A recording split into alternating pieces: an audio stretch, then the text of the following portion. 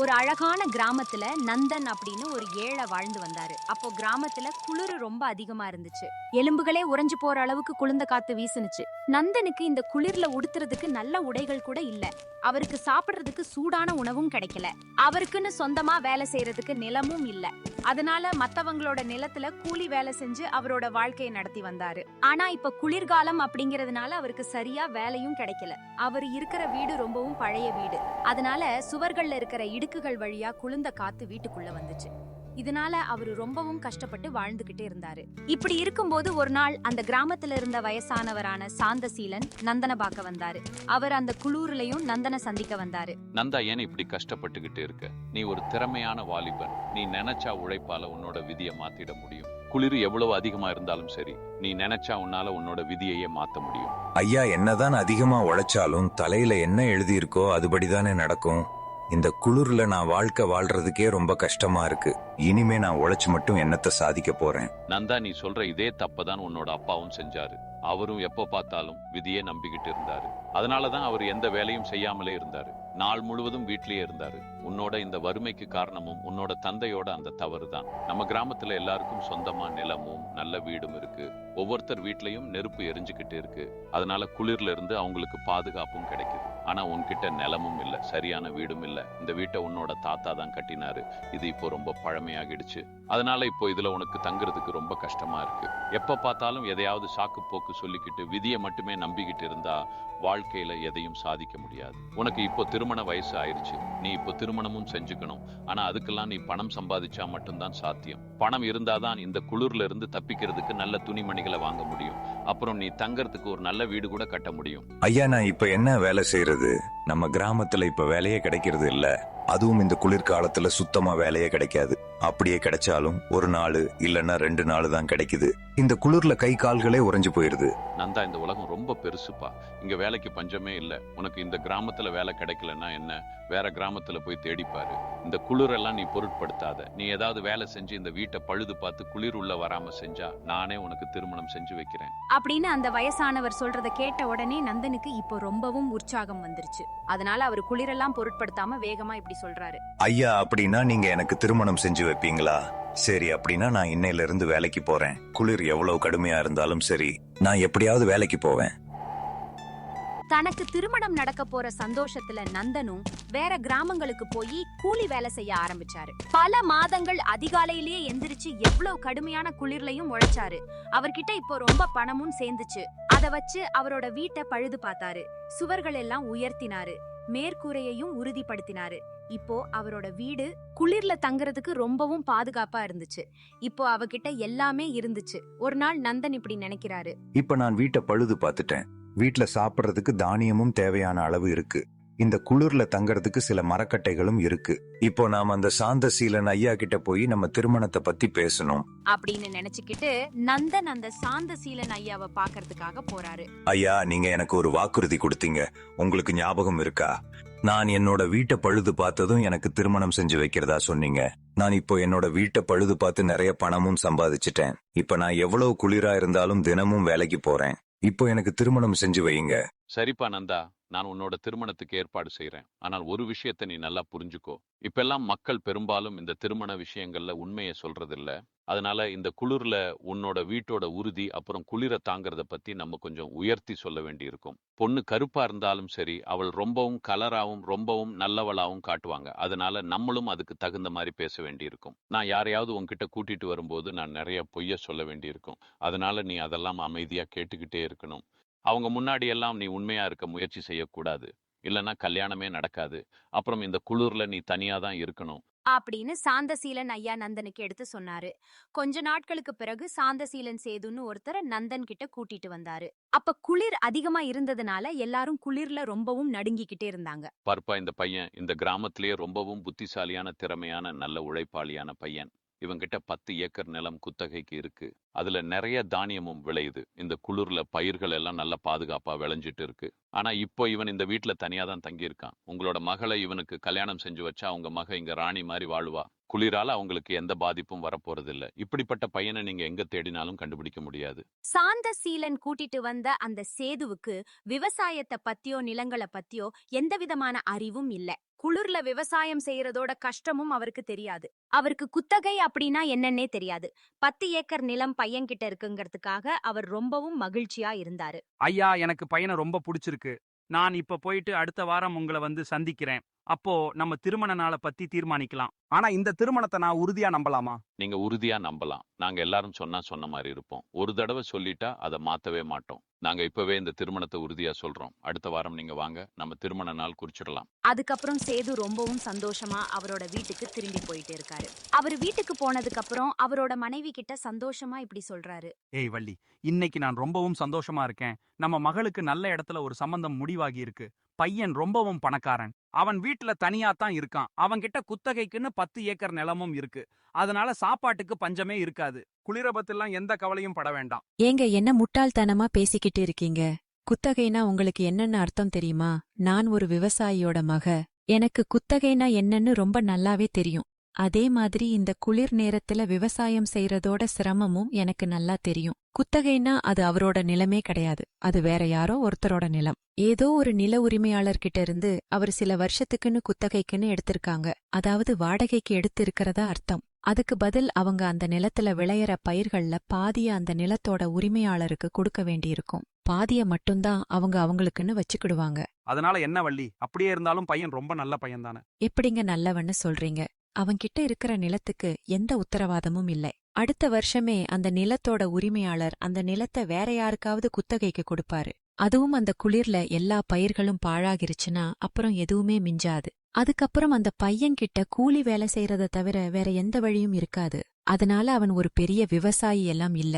அவன் ஒரு சாதாரண கூலி வேலை பாக்குற பையன். நான் என் மகளை ஒரு கூலி வேலை பாக்குற பையனுக்கு திருமணம் செஞ்சு வைக்க மாட்டேன். ஆனால் வள்ளி, நான் அவங்களுக்கு வாக்குறுதி கொடுத்துட்டேனே, அதை நம்ம இப்ப எப்படி மறுக்கிறது? ஏங்க இந்த மாதிரியெல்லாம் என்கிட்ட பேசாதீங்க. அவன்கிட்ட உண்மையிலேயே நிலம் இருந்தா அந்த நிலத்துக்கான ஆவணங்களை கேளுங்க.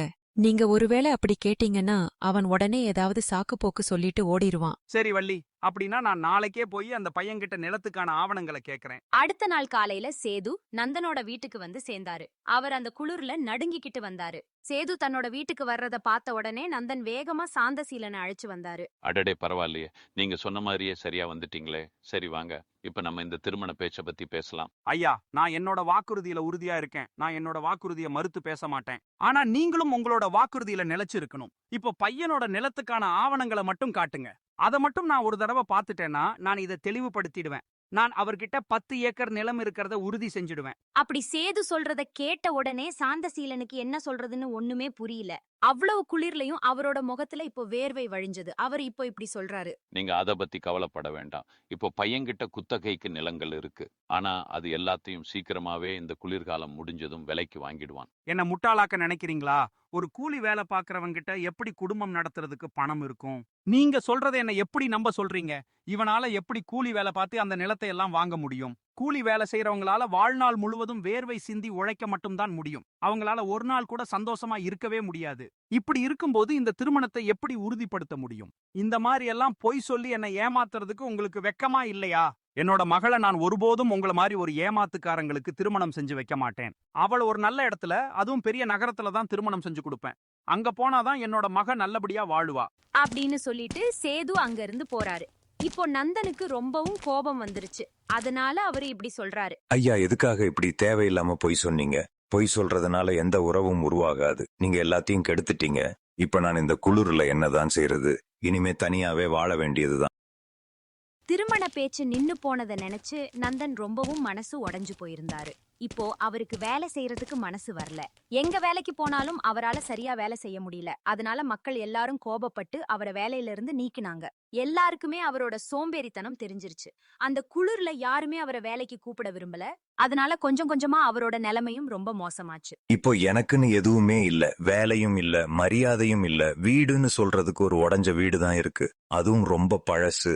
இதனால இந்த குளிர கூட தாங்க முடியல. நாம இனிமேயும் இந்த கிராமத்திலேயே இருந்தா வேலைக்காகாது. இப்பவே நாம நகரத்துக்கு போகணும். அங்க போய் நமக்கு ஏதாவது வேலை கிடைக்குதான்னு பார்க்கணும். அப்படின்னு நல்லா சிந்திச்ச பிறகு நந்தன் மறுநாள் காலையில வீட்ல இருந்து கிளம்பி நகரத்துக்கு போறாரு. அவர் அந்த குளிர்ல நடந்து போயிட்டு இருக்கும்போது நகரத்துக்கு எப்படி போறதுன்னு கூட தெரியல. அங்க போய் எப்படி வேலை கிடைக்கும் அப்படிங்கறதும் அவருக்கு தெரியாது. அவர் அப்படி நடந்து போயிட்டு இருக்கும்போது அவர் ஒரு அடர்ந்த காட்டுக்குள்ள போயிட்டாரு. அங்க குளிர் இன்னும் கடுமையா இருந்துச்சு. மரங்கள்ல பனி உறைஞ்சு போய் இருந்துச்சு. அந்த காட்டுல போயிட்டே இருக்கும்போது அன்னைக்கு இரவும் ஆகிடுச்சு. இப்ப நான் என்ன பண்ணுவேன்? இந்த காட்டை கடந்து போகவே முடியலையே. இன்னும் எவ்வளவு தூரம் நம்ம போக வேண்டி இருக்குன்னு தெரியலையே. குளிர் எவ்வளவு அதிகமா போகுதுன்னு நமக்கு தெரியல. அப்படின்னு நந்தன் யோசிச்சுட்டு இருக்கும்போது அங்க ஒரு வயசான பாட்டி பசுமாட்டை கூட்டிட்டு போயிட்டு இருந்தாங்க. அவங்கள பார்த்ததுக்கு அப்புறம் தான் நந்தனுக்கு உயிரே வந்தது. நிச்சயமா இந்த பாட்டி இந்த காட்டுல தான் வசிக்கணும். இந்த இரவுல நம்ம இந்த பாட்டியோட வீட்டுல தங்குறத தவிர வேற வழி இல்ல. உணவு கிடைக்கலைனாலும் பரவாயில்ல, ஆனா தங்குறதுக்கு ஒரு இடம் கிடைச்சா மட்டும் போதும், அதுவும் இந்த குளிர்ல இருந்து தப்பிக்கிறதுக்கு. அப்படின்னு யோசிச்சுக்கிட்டு நந்தன் அமைதியா அந்த பாட்டிய பின் தொடர்ந்து போறாரு. கொஞ்ச தூரம் போனதுக்கு அப்புறம் அந்த காட்டுல ஒரு சின்ன வீடு இருக்கிறத பாக்குறாரு.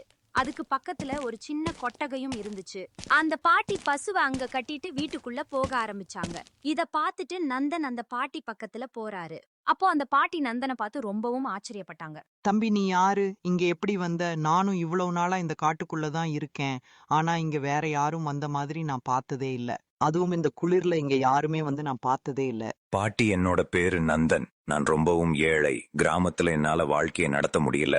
அதுவும் இந்த குளிர்காலத்துல வாழ்க்கை நடத்துறது ரொம்பவும் கஷ்டமா இருந்துச்சு. அதனால நான் நகரத்துக்கு வேலை தேடி போயிட்டு இருக்கேன். அப்படி நான் போயிட்டு இருக்கும்போது இந்த காட்டுக்குள்ள வந்துட்டேன்.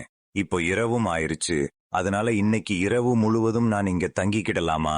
தம்பி, எனக்கு உன்னை யாருன்னு கூட தெரியாது. அதனால நான் உன்னை என்னோட வீட்ல தங்கறதுக்கு அனுமதிக்க முடியாது. நீ வேற எங்கேயாவது போய் தங்கிக்கோ. பாட்டி, இந்த காட்டுல நான் எங்க போய் தங்கறதுக்கு இடம் தேடுறது? இந்த காட்டுல வேற யாரும் வாழ்ற மாதிரி தெரியல.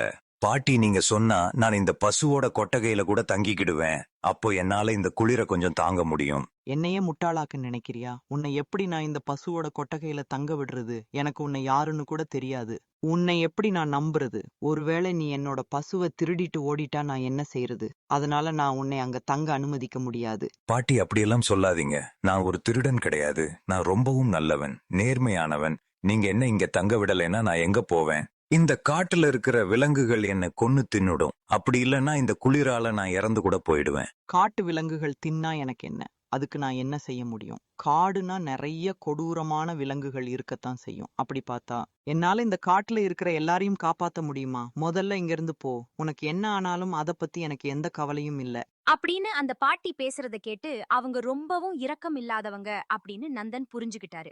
அவங்களுக்கு யார பத்தியும் கவலை இல்ல. காட்டுல விலங்குகளோட வாழ்ந்து வாழ்ந்து அவங்களும் ஒரு விலங்கு மாதிரி ஆகிட்டாங்க. இந்த பாட்டி எனக்கு ஒரு இரவுக்கு தங்க அனுமதி கொடுத்தாங்கன்னா அவங்களுக்கு என்ன பாதிப்பு வந்துட போகுது? ஒரு இரவு மட்டும்தானே. கொஞ்சம் இடம் கொடுத்தா என்ன ஆயிட போகுது? தம்பி, கொஞ்ச நேரம் இங்கேயே நின்னுகிட்டு இரு. நான் போய் என்னோட மககிட்ட உன்னை இங்கே தங்க வைக்கலாமா வேண்டாமான்னு கேட்டுட்டு வரேன். அப்படின்னு அந்த பாட்டி சொல்றது கேட்ட நந்தனுக்கு இப்ப நல்லாவே புரிஞ்சது அவங்க ஏன் இப்படி இவ்வளவு நேரம் பேசினாங்கன்னு. சுந்தரி, வெளியே ஒரு பையன் நிக்கிறான். அவன் நம்ம வீட்டுல தங்கறதுக்கு இடம் கேக்குறான். நீ வந்து ஒரு தடவை அவனை பாரு. உனக்கு பிடிச்சா நான் அவனை இங்க தங்க சொல்றேன். அம்மா, இதுல பிடிச்சது பிடிக்காததுன்னு என்ன இருக்கு? அவர் இன்னைக்கு இரவு இங்க தங்க வைங்க. அவர் பாவம், ஏதோ பிரச்சனையில இருக்கிற மாதிரி தெரியுது. வெளிய குளிரும் அதிகமா இருக்கு. அவரை உள்ள வர சொல்லுங்க. முட்டாள் மாதிரி பேசாத சுந்தரி. நீ ஒரு தடவை அவனை வந்து பாரு. அம்மா, எதுக்காக இப்படி சொல்றீங்க? நான் அவரை பார்த்து என்ன செய்ய போறேன்? நான் என்ன அவரை திருமணம் செஞ்சுக்கவா போறேன்? ஆமா, நீ அவனை திருமணம் செஞ்சுக்கிடணும். இப்போ உனக்கு திருமண வயசு ஆகிடுச்சு. நானும் உன்னோட திருமணத்தை பத்தி ரொம்ப நாளா கவலைப்பட்டுக்கிட்டு இருந்தேன். இந்த பையன் பாக்குறதுக்கு ரொம்பவும் எளிமையானவனா நேர்மையானவனா இருக்கான். இப்படிப்பட்ட பையன் மறுபடியும் வேற எங்க போனாலும் கிடைக்க மாட்டான். அதனால என் பேச்சை கேளு. அந்த பையனை பாரு. அந்த பையனை கடவுள் உனக்காக தான் அனுப்பி இருக்காரு. இல்லன்னா இத்தனை வருஷமா நம்ம காட்டுக்குள்ளதான் இருந்தோம். இதுவரை இங்க யாரும் வரவே இல்லையே. அதுக்கப்புறம் சுந்தரியும் நந்தனை சந்திக்கிறாங்க. சுந்தரிக்கு நந்தனை ரொம்பவும் பிடிச்சு போச்சு. சுந்தரியும் அவரை திருமணம் செஞ்சுக்கிட விரும்புறாங்க. ஆனா அவங்க தன்னோட அம்மா முன்னாடி அதை சொல்லாம இருக்காங்க. அம்மா, நான் அந்த பையனை பார்த்துட்டேன். அவர் எனக்கு பிடிச்சிருக்கு. நான் அவரை திருமணம் செஞ்சுக்கிட்ட சம்மதிக்கிறேன் அம்மா. அப்படின்னு தன்னோட மகள் சொல்றதை கேட்ட அந்த பாட்டி வெளியே வந்து நந்தன் கிட்ட இப்படி சொல்றாங்க. தம்பி, நீ எங்க வீட்டுல தங்கலாம். உள்ளவா. இந்த குளிர்ல இருந்து உன்னை பாதுகாத்துக்கோ. நந்தனும் அந்த பாட்டியோட வீட்டுக்குள்ள போறாரு. அங்க கொஞ்சம் நெருப்பு எரிஞ்சுக்கிட்டு இருந்துச்சு. அந்த பாட்டி ரொம்ப நேரம் கழிச்சு அவரை வீட்டுக்குள்ள அனுமதிச்சதுனால அவர் அந்த பாட்டியோட மகளை பார்க்கவே கூடாதுன்னு முடிவு செஞ்சிருந்தாரு. ஒருவேளை பார்த்தா பாட்டி ஏதும் கோபப்படுவாங்களோ அப்படின்னு அவரு நினைச்சாரு. அதனால அவர் அமைதியா அந்த வீட்ல தலைய குனிஞ்சபடி உட்கார்ந்து இருந்தாரு. அவர் இன்னமும் குளிர்ல நடுங்கிக்கிட்டு தான் இருந்தாரு. தம்பி, நீ ரொம்பவும் வெட்கப்படுற மாதிரி தெரியுது. எதுக்காக இப்ப தலைய குனிஞ்சுக்கிட்டு உட்கார்ந்து இருக்க? கொஞ்சம் நிமிர்ந்து பார்க்கலாமே. பாட்டி, எனக்கு பொதுவா பெண்களை பார்த்தால் ரொம்பவும் வெட்கமா இருக்கும். முன்னாடி வந்தா எனக்கு கொஞ்சம் பயமா கூட இருக்கும். அப்ப எனக்கு என்ன செய்யறதுன்னு கூட தெரியாது.